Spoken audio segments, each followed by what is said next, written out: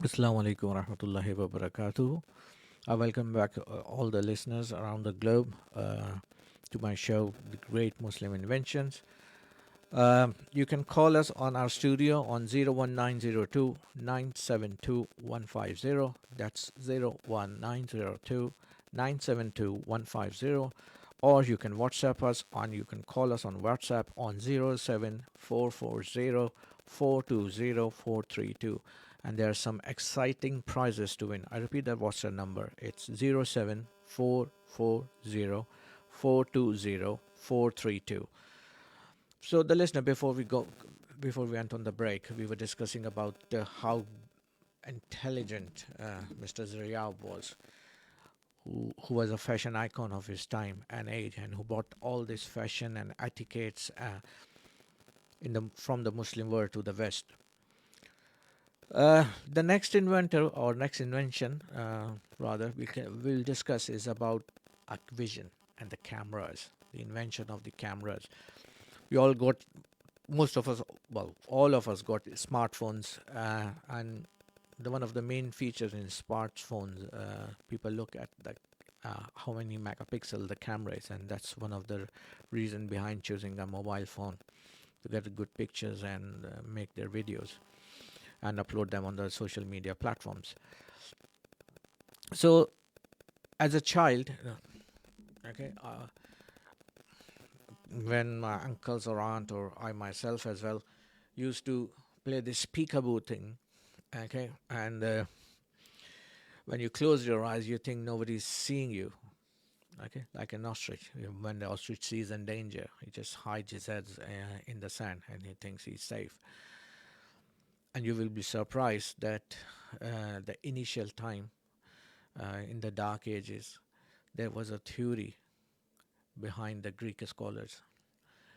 Uh, and they says we see only because a laser from our eyes, like a Superman, uh, comes out and strike the objects. So the part of the object which is striked scatters, and that object where it strikes we can see. So that was a theory Greek scholars uh, used to have till very long in this Dark Ages. But then the Aristotle and Galen, the famous scholars or philosophers, uh, they believe that there is something not emitting from the eyes, but something going back to the eyes. But what they don't know. So, in 19th century, a very very famous Muslim, again the mathematician, the philosopher, the chemist, the inventor, Mr. Al-Kandi, he was the first one to lay down the foundation of modern day optics. And he questioned the Greek theories of vision.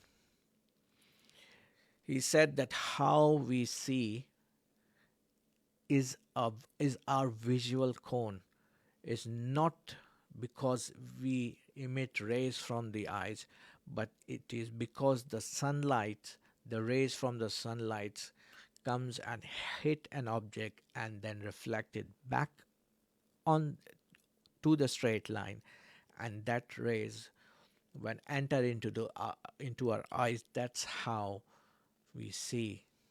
So he was the first person to present this theory. And after working on his theory, he wrote two very good research papers or research books, you can say, which is still now in this 22nd century, 21st century, we are still using in was still used in research. So any research paper, any research starts about the optics or the vision. Most of the research starts from Al-Kindi research, because that was the basis of the vision and the camera. So, like I said, he was the first one, okay, who who told us that light travel in a straight line, okay. So it can strike with or without the mirror, and depending upon the distance, we see an upright image, not the upside down of the image. So, based on his theory in the 13th century, another Muslim scientist, philosopher named Ibn Hatim, he was the first person on in the history who drew the image of an eye and the nerves, and he was the first one to tell us that eye is composed of three different layers and how the eye processes the image and sends the signals to the brain. His theory was also based on uh, Al-Kandi's experiment that light travels in a straight line. He was the greatest Muslim physicist and the student of optics of all time. Uh, you say wherever it's from England to Persia, he o- every researcher from West Asia, Africa, Australia, from all the continents around the world, they all follow his research, his description of light and the movement of eyes according to that image. So, what Al Hatim did in the 10th century, he mentioned in one of his famous books. You can still find this book online, and if you're doing a research, mm, and if you want to do the research again, this is a very good books to follow. And imagine that was in 10th century. So what he said, so the light travels in all directions, which is the opposite of any body, okay? And that body, if it's illuminated, okay, that that light enters or travel through that opposite structure or a body. So for example, I'm sitting in front of the computer. So the light emitting from the ceiling and from the computer monitor, okay, is reflecting back to my eyes, and that's how I'm able to see the monitor and the lighting and all these walls and doors and everything in this radio station. And that theory, he wrote it in the Book of Optics. There is one major difference before Al Hatim and Al Kindi. The Greek philosopher, they presented theories. Some of them they were followed later by the Muslim scientists, and they proven their theory correct. Is they followed their theory by the experiment. So Ibn al-Hatim was the first one who said that the theory need to be backed up by the experiment. Uh, so he wrote a book of optics, which is now translated in so many other languages, and they're available online and all the other big libraries. You can go and find that book. Al-Hatim, he was born in Iraq, and he moved to Egypt on the invitation of the ruler of that time. At that time, there was a problem that the river Nile was flooding at every year, causing a massive damage to the infrastructure and causing the deaths of the people. So the ruler of Egypt, he invited him to come because of his geniusness and his popularity. He asked them to help him do something with or to save this to save his people from the flooding. Because he was, like I said, all the other inventors. When I'm researching, I see they are so multi-talented. So, and same with Ibn al-Hatim. He was a good, even not just a good musician. He was a brilliant mathematician. He was an astronomer. He was a physicist. He was a physician. He was a chemist. And one of his in the book of optics, he found he laid the foundation of the modern day optics. Nowadays is known as magnum opus. Well, that comes the word comes from his book of optics. So the king, king invited him and asked him to build a dam. So that's what the idea he gave. So I'm going to build a dam across the river, and that dam will stop the flooding. Again, at that time, there's nothing mentioned in the history he failed, but nothing mentioned why he was failed. What I read in different research papers and in the book by Professor Al Hassani, their idea is maybe because of the material or the sand they were building a wall with are not suitable or not strong enough to hold the flooding. So he tried for so many years, but he failed. So, and the ruler of Egypt at that time, he was very, very, what you said, a tyrant. Okay, he wasn't happy. So initially he sentenced Ibn al-Hatim to death.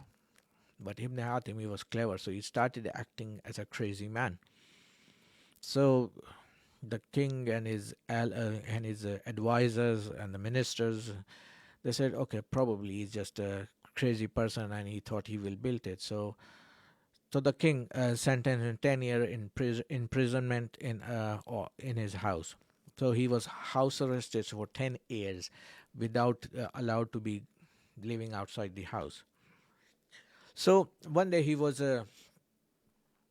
sitting in his room, and there was a small hole in the window shutter, and he saw that the sunlight is coming from that hole and it making an image on the wall opposite to it, and the image was like the half moon shape, and that's where he he observed that if a light travel from a small hole reflecting from the object or from the sunlight, we can have an image on the opposite side.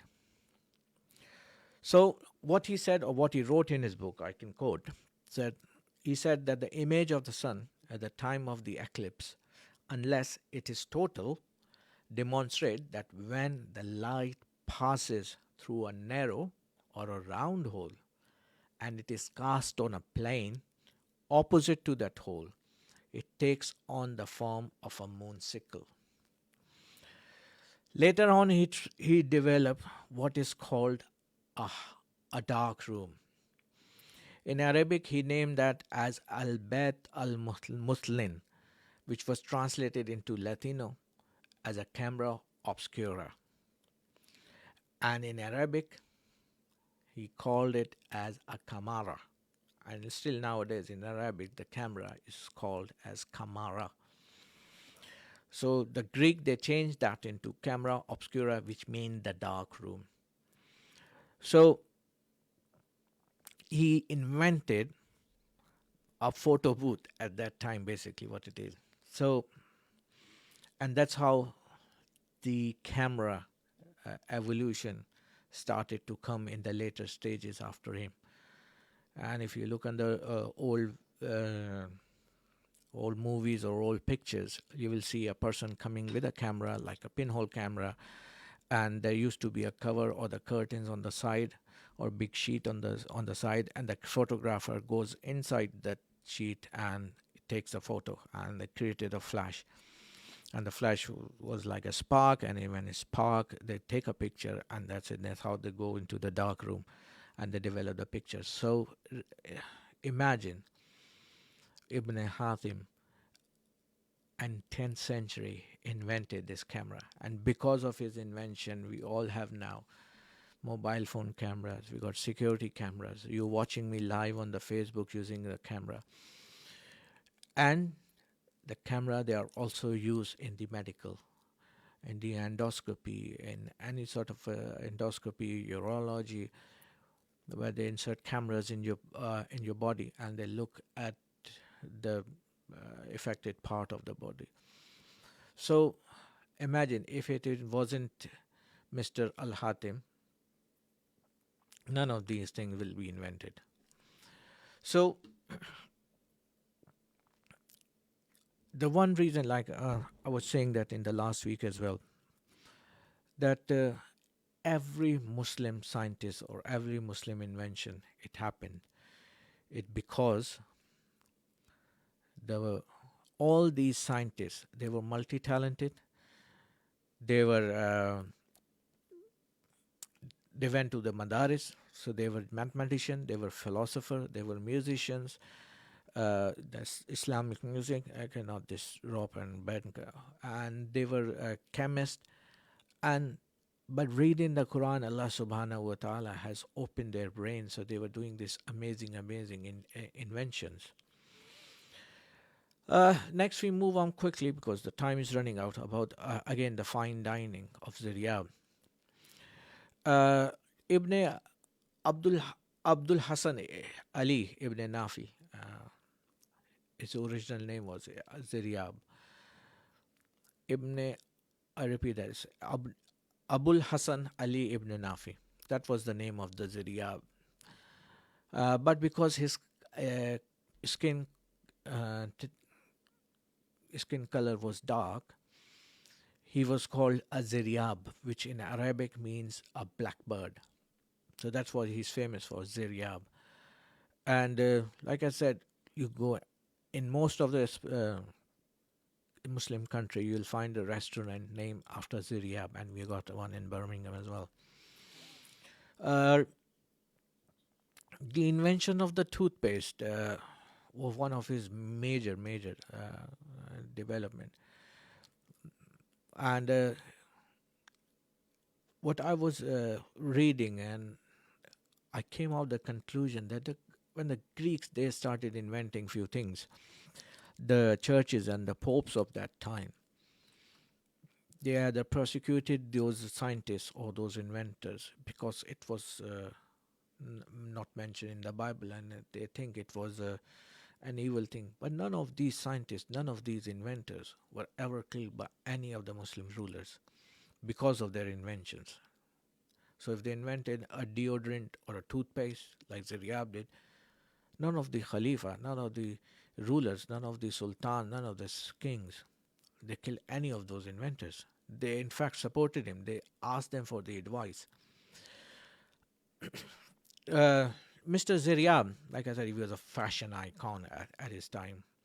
So the most important thing, like I said, not just a three-course meal and the fine dining. He just brought the introduction of the toothpaste, the introduction of the deodorant, the introduction of the tableware. He was the first one to brought a leather furniture to Spain. Just imagine at that century, okay, 1200 years ago, 1200 years ago, when Spain was part of the Islamic world, he brought the leather furniture to the Spain. He made changes in the clothing as well. So he designed different styles of clothing. One of them is a very famous where he has produced a colored stripped fabric and a coats of transparent fabric, and which are still found in the Morocco today. That was one of his famous dressing codes.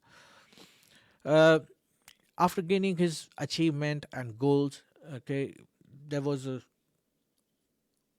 in all the other parts again from the Spain, the other parts of the country or the state, the Muslim Empire at that time, he became just so famous, okay, because and at that time he was a single man. Imagine, he hasn't got any social media, he hasn't got any newspaper, he hasn't got any of the advanced communication systems at that time, and he just becomes so famous by just the word of mouth, but just for the people, uh, where when the traders they come and they meet him or see his product when they go back to their country, it's just a word of mouth, and that brought um, many traders into the Spain, and that's how the Undulus or Cordoba economy grown that time, and that's what the leaders and the Sultan they were establishing institutes, they were establishing factories, they were establishing the skill, they were training the skilled workers